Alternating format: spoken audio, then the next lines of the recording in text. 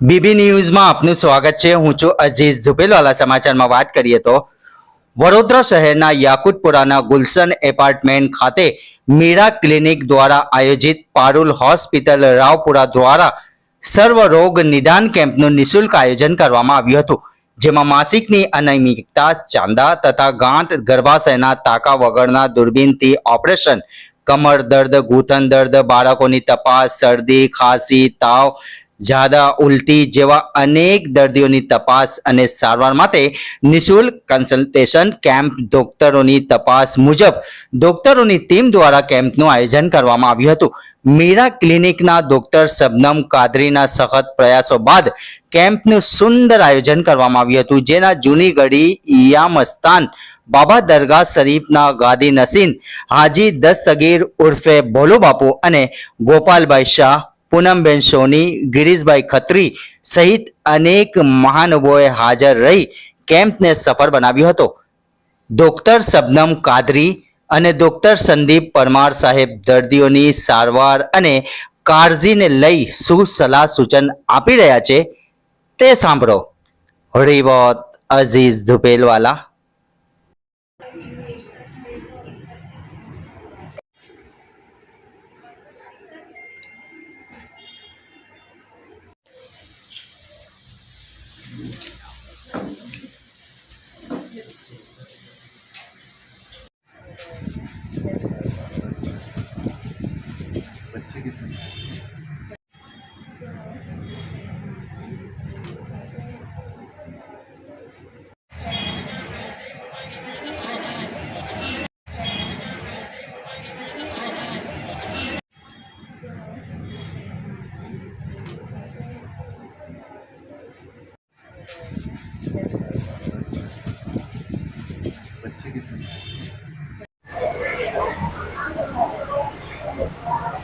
આજે યાકુતપુરા સરસિયા રોડ પર મીરા ક્લિનિકના શબનમ મેડમના તરફથી ડૉક્ટર શબનમ મેડમના તરફથી આ કેમ્પ રાખવામાં આવ્યું છે। આ કેમ્પ પારુલ હોસ્પિટલના તરફથી છે અને ઘણી સારી સેવાઓ છે અમારા વિસ્તાર માટે।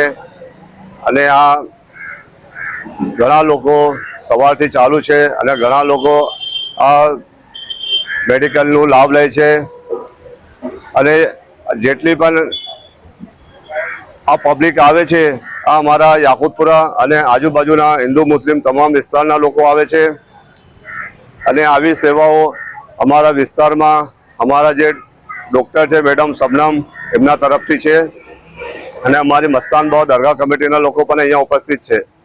અહીંયા દવા પણ નિઃશુલ્ક છે। અહીંયા દવા પણ નિઃશુલ્ક છે અને આ ખૂબ જ સારી સેવા છે જે મારા વડોદરા શહેર માટે અને લોકોને આવો લાભ લેવો જોઈએ। હું હાજી દસ્તગીર શેખ ભોલુ બાપુ, મસ્તાન બાવની દરગાહ। આજે જે કેમ્પ યોજાઈ રહ્યો છે એના વિશે શું માહિતી છે અને પેશન્ટ વિશે કાળજી શું છે?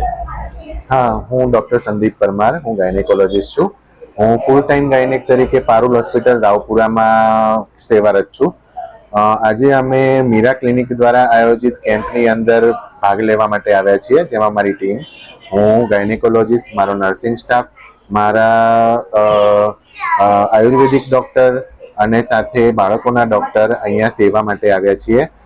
અહીંયા મોટા પ્રમાણમાં લોકો આ કેમ્પનો લાભ લેવા માટે આવી રહ્યા છીએ।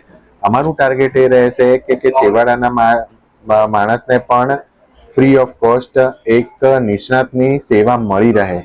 સાથે અમે જરૂરતમંદ જે સ્ત્રીઓ છે કે જેમને સોનોગ્રાફીની જરૂર છે એ સોનોગ્રાફી અમે અમારા સેન્ટર ખાતે ફ્રી ઓફ કોસ્ટ કરી આપીશું। આજે મહિલાઓને વધારે કમર અને ઘૂંટણની સમસ્યા વધારે છે, એના માટે કેવો ઉપાયો કરેલો? મોટાભાગે ડિલિવરી પછી જે ખોરાક લેવામાં નિષ્કાળજી જે રાખવામાં આવતી હોય છે એના કારણે ઘૂંટણ અને કમરની તકલીફ થતી હોય છે।